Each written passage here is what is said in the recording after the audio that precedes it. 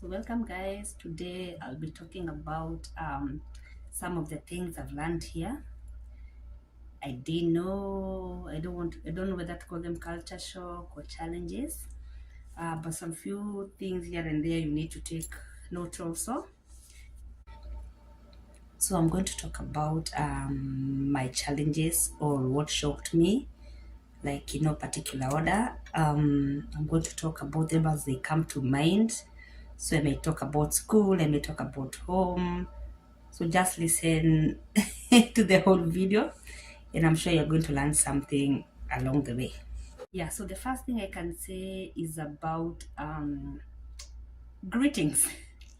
Here, we do not have like handshakes, like every person you meet, you have to extend your hand and say hi to them. No, here you just say you are hi, you go your way.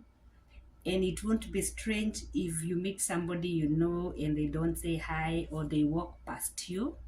No, because I met that at the beginning. Like, you meet with a colleague, you expect them to say hi back to you, or like they just walk past you. Not that they are mad at you or anything. That's their culture here. I don't have to say hi to you every other day. Like in Kenya, like when you meet somebody, hi, you even greeting, no. So here, and actually some don't even say it. Usually here, they smile back at you or nod. That is to acknowledge they know you and like, nice to see you. I'm minding my business. Mind yours too. So that is something I'm learning not to extend, because initially I used to extend hands to my colleagues, and out of courtesy and being nice, they will to greet me back, and I will be like, oh, maybe that's how they do it in their country. So I learned to do as the Romans do here. So please don't come here and start greeting everybody. You might get somebody who will just stare back at you and wonder what's wrong with you. So just smile, nod, and if they don't say hi to you, they are not mad at you or anything. It is not a must. Go your way and have a good day. Another thing was here, post office is very active.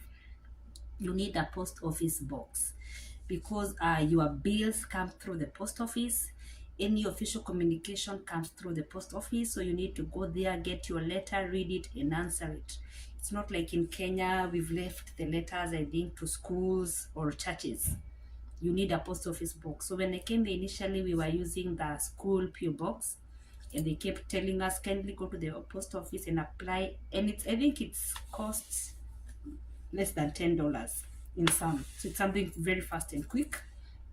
And you get keys and you get your letters. So initially I was like, I don't need one. What for? So I was told you need one. Your bills are going to come through there and any other communication. So yeah, please, when you come here, do that. Another thing I was surprised about is the flag. In Kenya, we raise flag like in schools, like every Friday, and some schools on Monday. Here, the flag remains up throughout. And like in schools, they have the American flag and the state flag. So we have two flags. So they remain like the entrance of the building. Most buildings, they have it. It's like the first thing you see. And inside the classrooms, two flags are, no, the small ones are there, two of them. The American flag and the state flag. Ours is blue, and it has like the stars, some stars there, specific design. So every state has their own flag. And what we do, we don't sing the national anthem. I don't even know by now. I don't think I know even all the words of their national anthem here, because they don't sing it. What they usually recite is the Pledge of Allegiance. And like here, it is a requirement. Every morning, we have to stand like attention with the kids. We face the flag, hold our right hand over our shoulder, and recite it. And here in our school, like Mondays, we do it in English. Then Tuesday, Wednesday, Thursday, Friday, we do it in the indigenous language. It's called Inupiaq. It's very challenging to learn. I'm still trying to learn a few words here and there, but at least I know how to say thank you. We say it Guyana, thank you. So I'm learning the rest. But the kids, because of reciting it every day, they've learned how to say it. So yeah, that's something I'm learning. So when I came here, I'm a scout leader. So we raise flag on Friday, we sing the anthem. So I was looking forward to it and trying to wonder what is not happening. So nobody told me, I just filled in the dots, and so it doesn't happen. So when you also come here, don't expect to raise the flags anytime soon. The flag doesn't come down; it remains up there throughout. Another thing is the food here, and also the way they prepare it here. Oh my goodness. Here, like the veggies, you see, like the way, like in Kenya, when you're cooking the scales, the skuma wiki, you have to slice them into small pieces and like karanga it and stuff. Here, one, two, cooked, and they eat it, smiling comfortably and happy. Potatoes.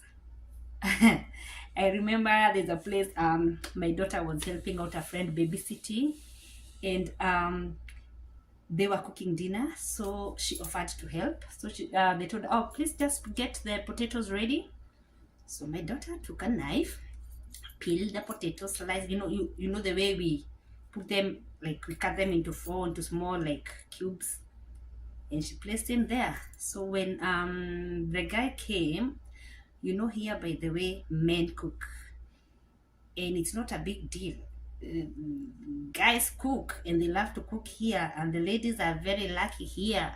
So you find guys, they come from work, and the one who are cooking. So the man of the house was the one who was cooking. So it's like he looked at the potatoes, he looked at my daughter, he didn't say much. He was like, oh, is this the way you do it in your country? And my daughter said, uh-huh. Are they good? So she was like, she thought she had done the correct thing. The girl was like, yeah, but now I have to change the menu. So we don't know what he did with the potatoes after that, whether he threw them or not. Here, what they do, they just wash the potato with the ngozi. They cook it like that. Sometimes they cook it whole, or maybe they just cut it into ones, big ones.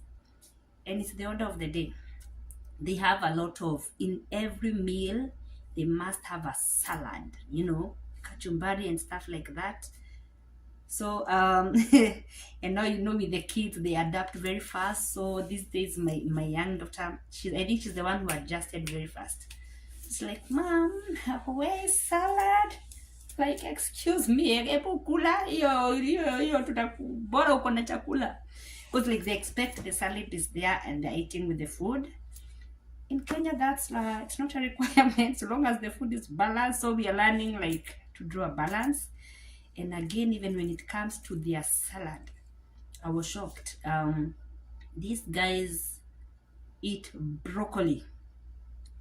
Like, I don't know whether it's bought, cooked or something, but I was shocked. Like in our school, kids bring food from home if you don't want to eat the school lunch. They're provided with food at school. So one day when I was walking by, I saw a kid open their lunchbox. They had, what do you call them? Hoho. I don't know, were they capsicum or pepper? Eating. I was like, Jesus, more than. And like I stared at them. They are eating the whole thing, the way it is. And I had to go ask, that one I couldn't wait. I had to go ask the teacher. So they told me, I think there's a way they are prepared. I don't know whether they are roasted or what. And the kids eat them like that. Carrots, they eat them like a snack. Like the way when you're cooking in the kitchen and you like a carrot, cut a carrot for the kid to eat. Here they eat it. They have very small one. They call them baby carrots. They eat them. They eat the broccoli one is still the one. Even in Kenya, I'm not a fan of broccoli. Here they eat them raw. Meshiri, Jesus. When it's still, we slice them. Here they cook it like that and they eat it. Another thing is the corn here. The maize, they call it corn here. And the way they eat it, you see the way like in Kenya, okay, when the maize is growing in the farm, when it's at that stage, when it's like, when you press it, it removes that whitish thing, that keriaria, and so it tells you it's still very young, not yet. That is what they eat here. So initially I was very excited when I saw maize because their beans are here. And I'd missed my githeri. My kids don't want githeri. They were telling us, Mom, we've eaten githeri in high school every other day. Please give us a break. So I told them, okay, fine, I'll cook and eat it myself. So I cooked the corn, I tasted it, and it's like, I didn't like it. But yeah, they eat it, and it's cooked like, you see the way you cook the maize before you karanga it, you take it with salt. It's a side dish. So the maize, the corn, they call it corn here. uh, that one I skipped it. Also here they eat a lot of cheese. They have a lot of, they call it mustard or something. Yeah, there's a yellow thing they put in their food. A lot of pizza and stuff. So for the food, we are still having a challenge here, but at least there's rice, there's lentils are those kamande, at least their vegetables are all over, at least that one. And there's a lot of meat here, especially white meat. And especially here in Alaska, there's a lot of chicken, very cheap. It's the cheapest, chicken and fish. Remember, we are surrounded by seas and oceans, so salmon is the order of the day here. White meat is very cheap. What is expensive is the beef meat, so we get it occasionally. It's the most expensive one, but the others you can even get it at $1, imagine. So we've been eating a lot of meat. Veggies are there. So what we had missed is ugali. And if you saw a recent video I did, almost a year now, we have not eaten ugali. So I happened to pass by the store. Okay, here they call them stores, not supermarkets. So I saw this packaging of flour, and I was like, I saw it's drawn a maize, but when you read it, it's like it's for making tortillas and burritos. You know, they are made with that. It's like, you see, like the way you cook chapo very lightly. You see, like that one for making samosa, the light one, like that. They use that unga, and it's flour. It's the maize flour, but it's not as white. Neither is it as dark. I don't know what to call grade what, like the ones you take to the kisiagi or something, but it is maize. So I told my son, let's go try it. If it backfires, that's okay. At least we've learned our lesson. So we cooked it and it was a hit. And we're like, we have denied ourselves ugali for a whole year. So yeah, at least we are not starving. And yeah, there's a lot of junky food, a lot of pizza, a lot of noodles, a lot of, what else? Hot dogs, corn dogs. There are a lot of junk. So if you are the junky type here, you're gonna have a smooth ride for sure. Another thing, I had like a sheet here to check. Yeah, the phones. We came, when we were coming, I had a Vivo phone. My daughter had an Infinix. My son had a Techno. When we came here, they could not work. We were told you need new phones. And it'll be the first time we could not afford the iPhones. So the second best option is a Samsung. So we each had to get a Samsung. And with the new phone, so please mind your phone. If you're planning to come here, maybe if you have a Samsung, you can get away with it. But again, I noted here, when you buy from the stores here for the phone, there's a way they lock it such that you cannot use another line. Because there are different like companies, or you see like the way you buy Safaricom, they have like their phone, you cannot put an Airtel line. That is kind of how it is here. So be mindful where you buy your phone and the line. And again, here there are no scratch card that you buy airtime for 20 or data for 20. And if you're broke, you'll stay like that until the next time you feel like doing it. No, here you get your phone bill at the end of the month. So when you're buying, you choose a plan. This is my data plan. This is my, like, I can call it like credit for calling. So it comes at the end of the month. So you use it. If it goes higher, your bill goes higher. If it goes lower, you get your bill that way. So when I was buying it, I didn't understand it then. So I was wondering, okay, fine, I've bought a phone. And you're telling me I'm going to repay it for like almost, I didn't even, like almost, you don't actually, when you buy it, you don't like pay for the plan immediately. They give you like monthly payments to do it. So me, I was just following what my sponsor was telling me because I didn't understand it even at that time. So that's the best thing when you come with somebody, you know, here they take you to those things you are not aware of. Yeah. So another thing here is kids. Kids are given a lot of priority, a lot of care here. In case something happens to the kid, they will consider the kid first before you, even if the kids are yours. Here you do not leave underage kids alone in the house. Even if you are going somewhere, they must be with an adult. If you don't have an adult, get a babysitter to leave your kids with. You are going to get in trouble.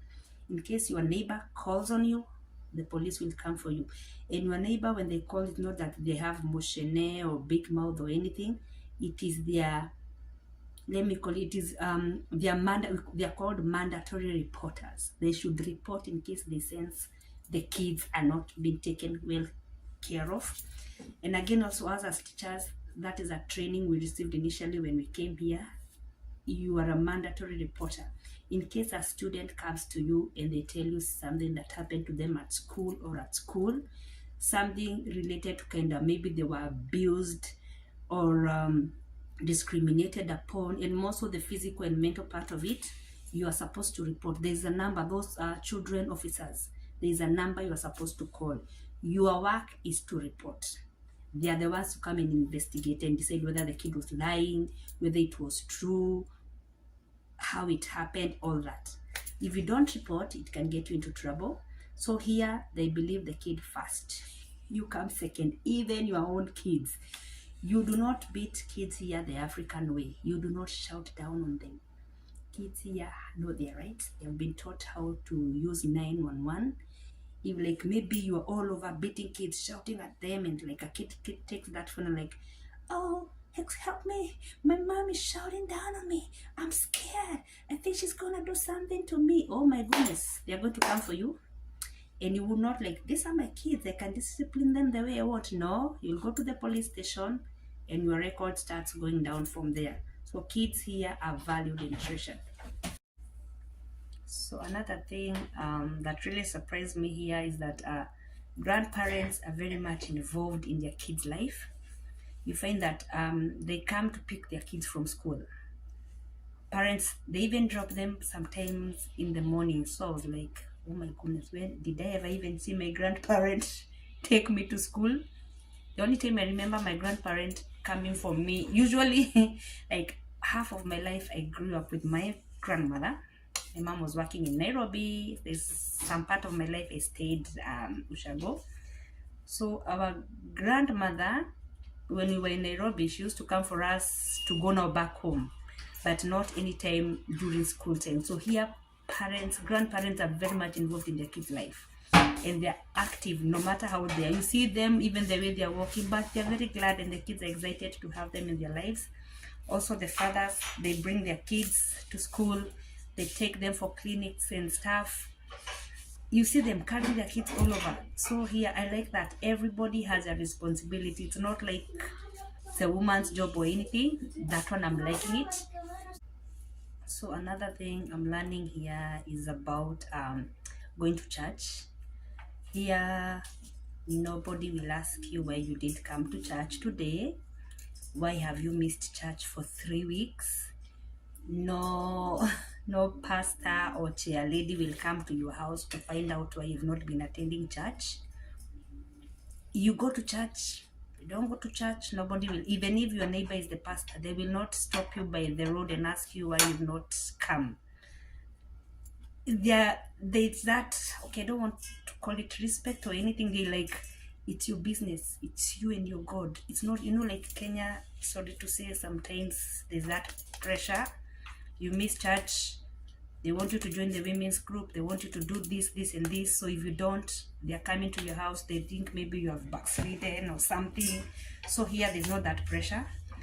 And another thing in church, you see, like the way like in Kenya you go to church for 3-4 hours, here it's 1 hour.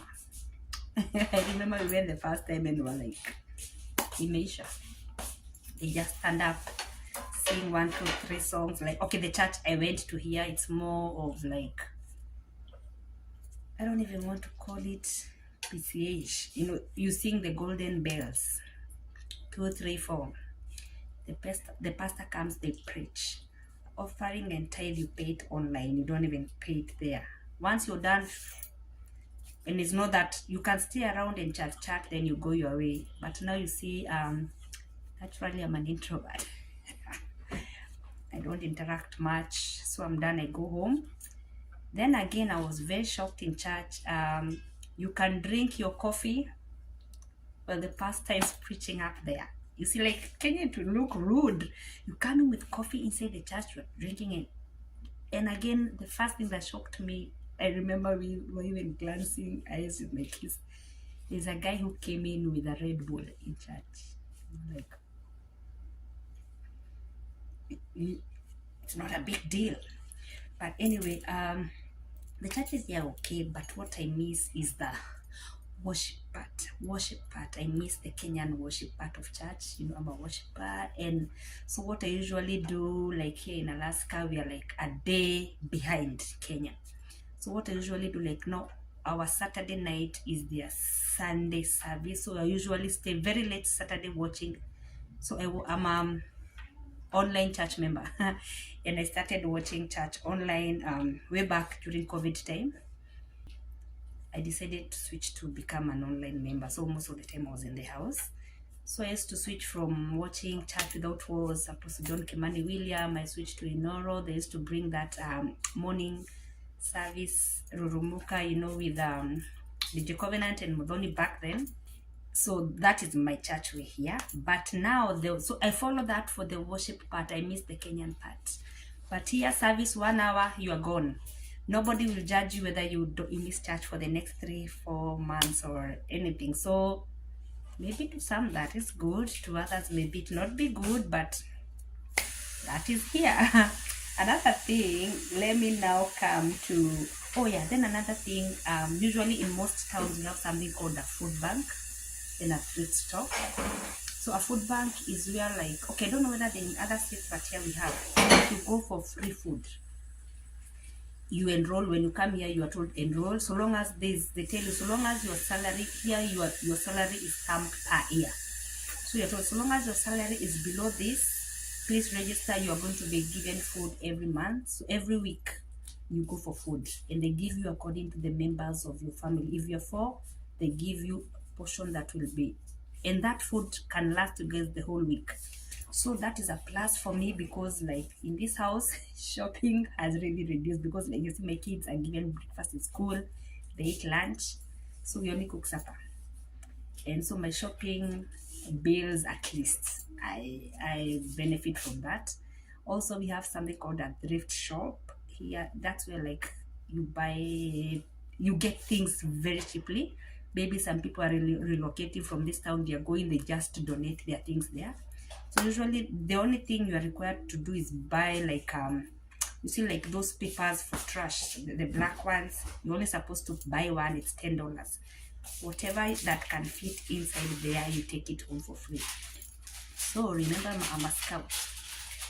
We know how to pack when going for camping. So sometimes we get home, we remove the clothes, you wouldn't believe they would fit that thing. So there's a lot of cheap clothes there, a lot of stuff there. So that one at least makes life worthwhile here. You know, it's not easy being in a new country. You're a sick mom, you have kids, it's all dependent on you. So if you get some assistance somewhere, at least it makes it worthwhile. Yeah, so I'm liking such kind of arrangement in the community. Then now, going to the school. Here, we do not call teachers Teacher Dorcas. You know, in Kenya, I was called Teacher Dorcas. You know, I didn't like to be referred to as Mrs. or Miss. And I remember in my school, we used to cause a lot of trouble to our deputy. Me and my colleague, she's called Polly. We used to tell her that don't, you know, that duty roster. So, like, okay, like in Muranga, they like referring to Mrs. Kamau, Mrs. Mwangi, Mrs. So-and-so. So if you're a Mrs., automatically they write you like that. So one day they wrote like that, and we were like, no, please. And like Pauline and I had come like for me, I had a transfer from Nairobi. Okay, I used to teach in Wangige, a school called Kingero. So I went to Muranga. So in Kingero, we were just like teacher, or Mrs. The others used to call themselves Mrs., but mostly it's teachers. So like in Nairobi, they like referring to that. So when we come to Muranga, they prefer me. So when we were talking about teachers, they were like, they're not used to that. So anyway, here they don't refer to teachers as Teacher Dorcas. With their Muranga way, Mrs. Miss. So you are told to choose a name. You can say, for example, like I would have said a Miss Dorcas. So I wanted to say a Miss D, because when I came initially, my preschool kids, some of them were having a hard time pronouncing Dorcas, so I told them Miss D. But now, in the new year, since when I came in as a preschool teacher. This year now, I'm teaching 1st grade. So we have 3 colleagues whose names start with D. So I didn't want to confuse them. So once they chose, there's one who chose to be called D. So I told Miss. So I'm Miss Dorcas. So those are the names here. We don't refer to each other as teachers. So in case you ever come to visit Alaska, you ever come to me visit my school, don't say you want to see Teacher Dorcas, talk of Miss Dorcas, and they're going to bring you to my class, or you're going to wait for me and I come. Again, here we don't have a staff room. We have what is called a teacher's lounge, and usually we don't even spend time there. A teacher's lounge, they have like these small cabins where the principal, in case there's any letter that needs to go home for the kids, they put it there. In case there's any official letter that has come for you through the school office, they put it there. And they have a very big table in case we have a common lunch, or maybe the cafeteria, there's a lot of food, they put it there. Remember, you carry your own food, but you can go in there, take food and go. Usually here you are in your own class. You remember, like in Kenya, grade 1 to 3 is where you have the teaching class. All the others, you are moving in and out of a classroom. No, here, even in high school, I understand, I'm not sure about high school, but elementary, you stay in your class. You have your desk, you have your cupboard there, you hang your stuff, you teach. Then again here, especially in our states, maybe other states are different. If your state is different, maybe you can tell us. Like in Alaska, their main focus is in reading. A lot of emphasis in reading. So you focus, the class teacher, you focus on teaching reading, maths. There's a teacher who is employed to teach STEM. And by STEM, this teacher is a specialist. These kids from first grade, kindergarten, they are taught experiment. They explore things. They learn the scientific stuff of things. By the time they're getting to high school, they already know so much and they choose their career that way. There's a specialist employed. For reading, there's what we teach them in class, but there's a specialist who is employed. Like 3, like in our school we have 3. So there's a time, we call it direct instruction. They pull out the kid. If a kid is having problem with handwriting, if a kid is having problem with reading, if a kid is having problem with a certain skill like phonemic awareness, language pattern, they are pulled up and they are taken and they group them. You can have a kid in 4th grade, 5th grade, and they're having a problem with the same skill. They are grouped together and they are taught step by step. There's time for that in the curriculum. There's a PE teacher. They're called a coach. Kids in the school schedule, they have like 2 days per week. They go to the gym. They do the exercises. They are taught all these games. So that, and here in America, they into those games professional. So you start exposing these kids at that young age. They grow the passion and the skills. They are taught that. In our schedule in school, especially, they go out for recess. Recess is when they go to the playground. They have their fun, they shout and scream and run around. It's a requirement. 30 good minutes. And especially, actually, it's for every class, they go 30 minutes. Then for those of us in lower first grade and kindergarten, we give them like 20 minutes every day in the classroom to play with their toys. You have to give them. So play is very important here.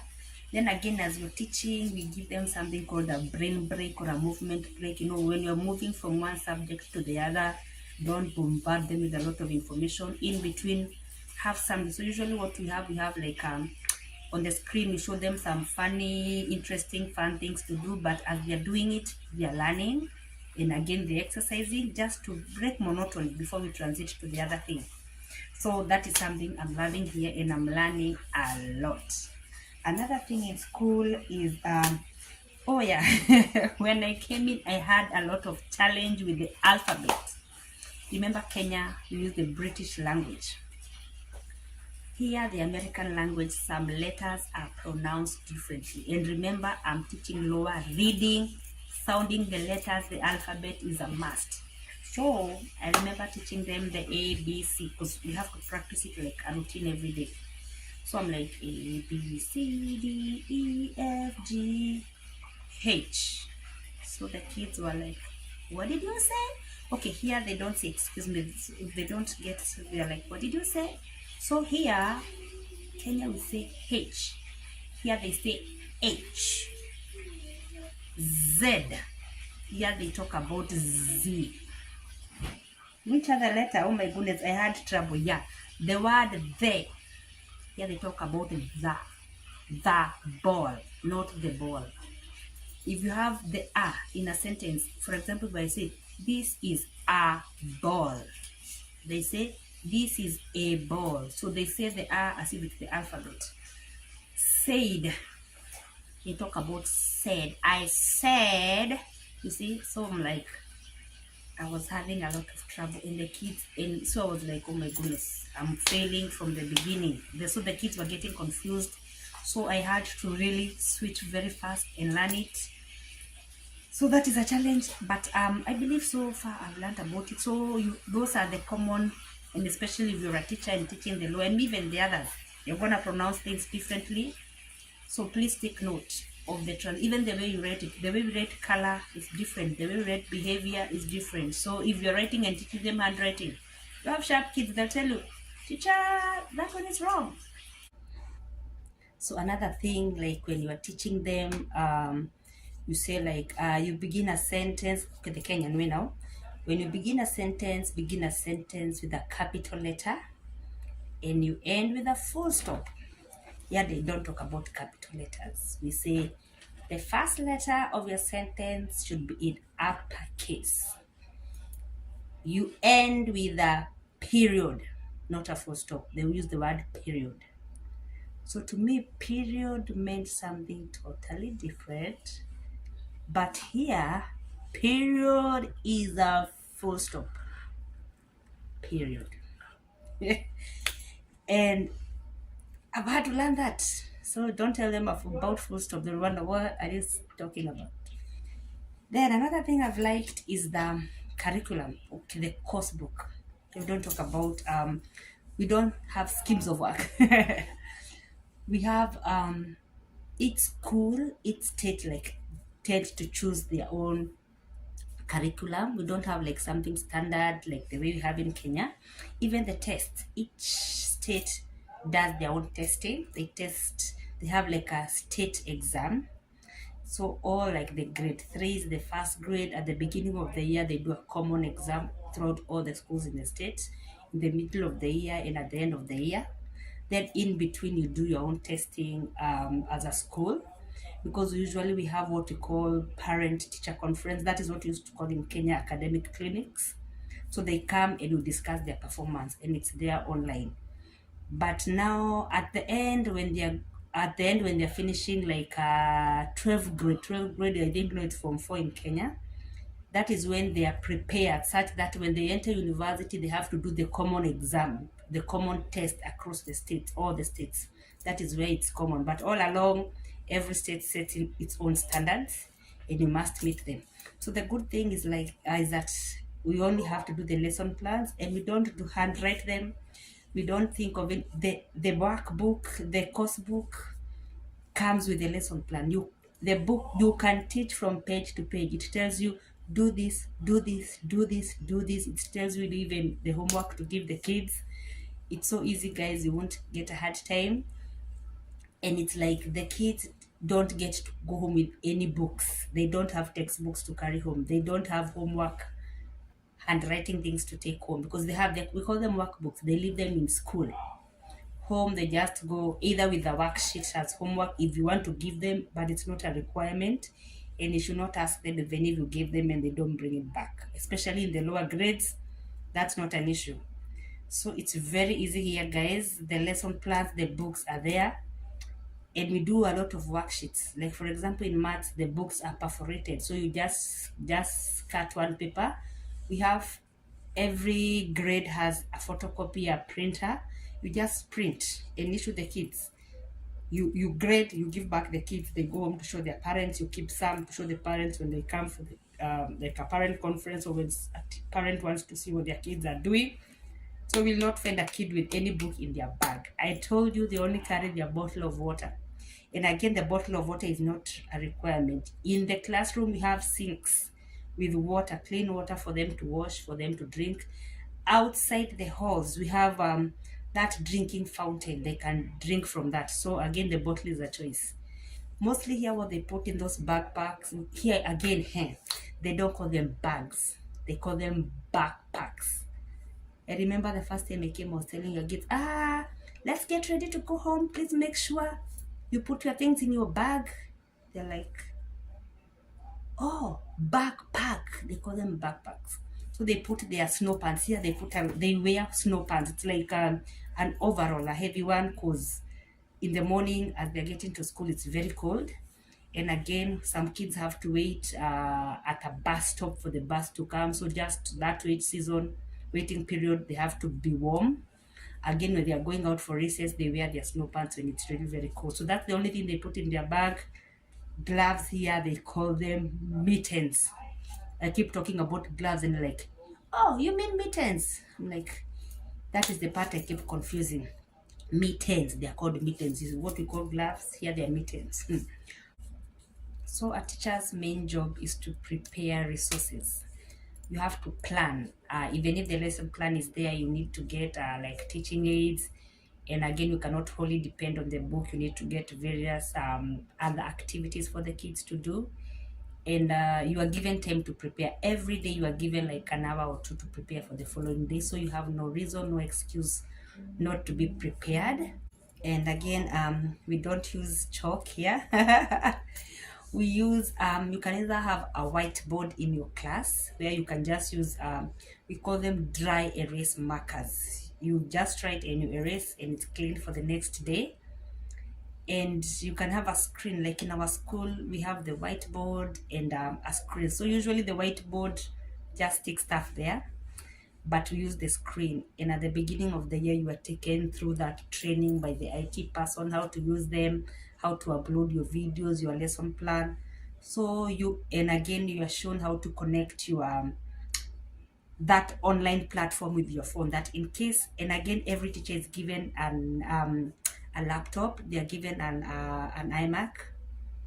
Every teacher is given an iMac and an iPad to be able to access. So in case, and you know the good thing, we save all our work on Google Drive. So in case maybe for any reason my iPad does not work, my laptop does not work, the work is online. I can connect with my phone, or it's all there. We are taught all that. Sometimes in case the internet fails, it happens sometimes. The screens have the HDMI cable. You are taught nothing stops. So you are taught all these things. So don't think it will be a challenge. No, you're going to be taught, and again, you're given a mentor to take you through at the same grade level. So the only thing maybe you'll have to work on is your teaching license, because there are some states where when you come, you'll have to take a test afterwards. And again, here it's not like Kenya where once you get your teaching license, you have it for life. Here you are given, like, there are some states that give you an initial one for 2 years, then you renew it. And to renew it, you have to take like some test for you to pass and to renew it. So that is what you'll have to look forward to. So please, whichever state you come to, find out how soon do they renew their license, what is required. Don't wait until the last minute, because remember, you are on a work visa, and for them to renew your work visa, they ask for your current teaching license. It must be valid. So please work on that. Another thing, here the high schoolers, you can have a student driving themselves to school. It's not a big deal. They drive themselves to school, they take themselves home. Maybe you are walking, it won't be a wonder. They're given vehicles, or here we have four-wheelers and all different kinds of vehicles to come to school. Another thing, there's a lot of after-school activities. Kids going to the gym, kids going for gymnastics, going for maybe to be taught volleyball, football, swimming, there's ballet. So the parents, after school, the kids are so much involved. So you can find yourself being a coach. And when you're a coach, it's an added advantage, because that's an extra salary. So as a parent, even you, when you come here, even if you're not a teacher, if you have your own kids, you'll be required to take them to those things, because they will enroll, they'll be interested.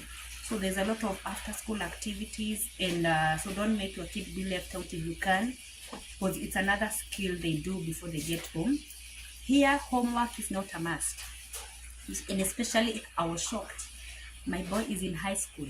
He doesn't come home with any homework. What they do, they usually use a lot of Google Classroom. So high schoolers are taught to be independent at an early stage. So if they don't complete the assignment and the due date is done, they'll be graded for what they've done.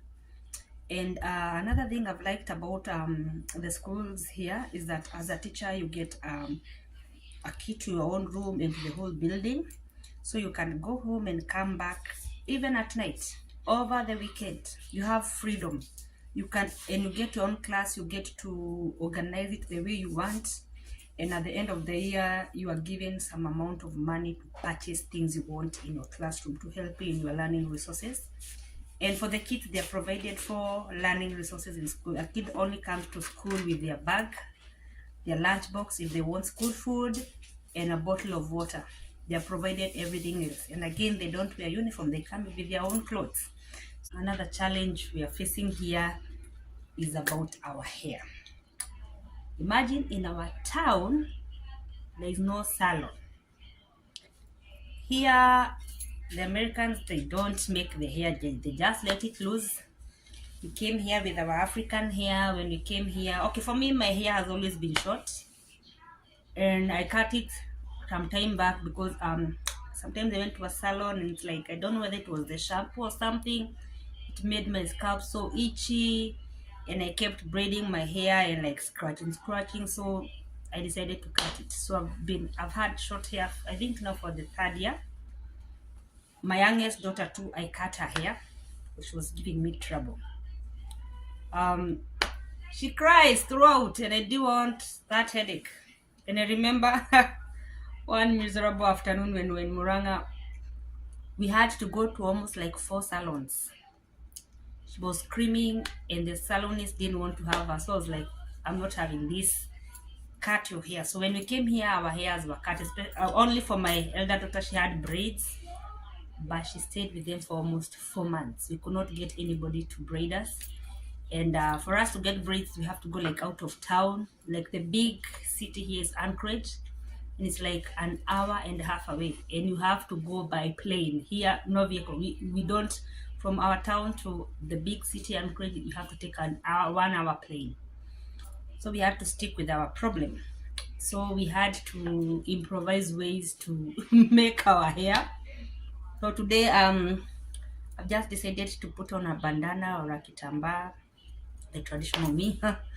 So anyway, with the hair here, it's a challenge because my daughter has had to learn how to make hair. So she can make hair for her little sister, and for me, I'm actually planning to get my hair done. She's practicing with our hair.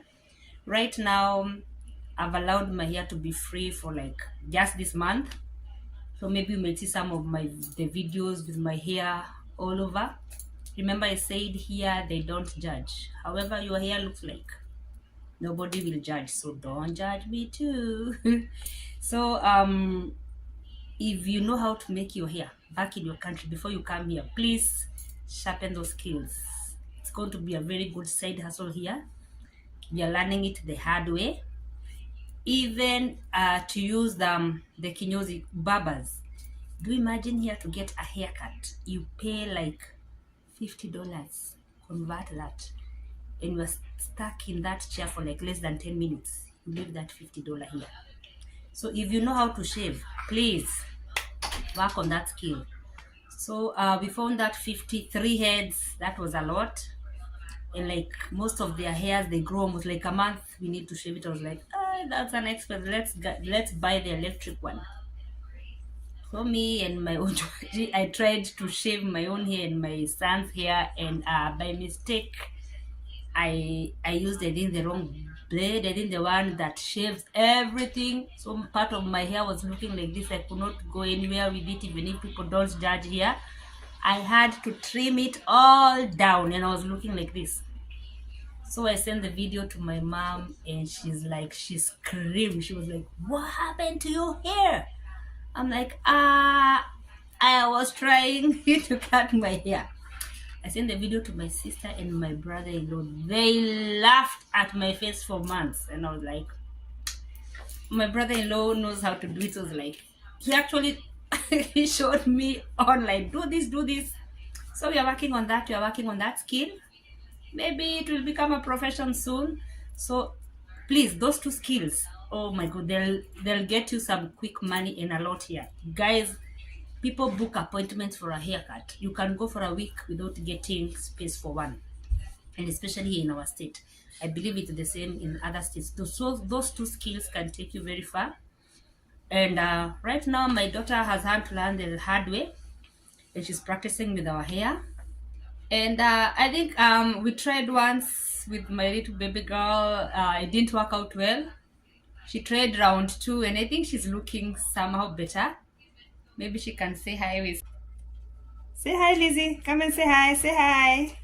Hi. Yeah, that's her hair. Her sister made it. Yeah, she's letting it free, and she's loving it. Let me sneak into my son's room and you see. Let me show you my son's here. Hey, Jimmy. Say hi. Hi. Yeah, he's here. He's trying to braid it and stuff. See how it goes. Yeah. I think that's all for now.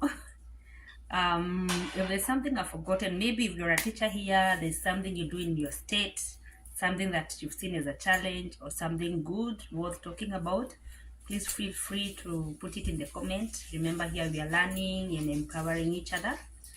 And whatever I've said, it was not to scare you. It was just like an eye opener to prepare you on what you're gonna find when you come here. So hope you learned one thing or two.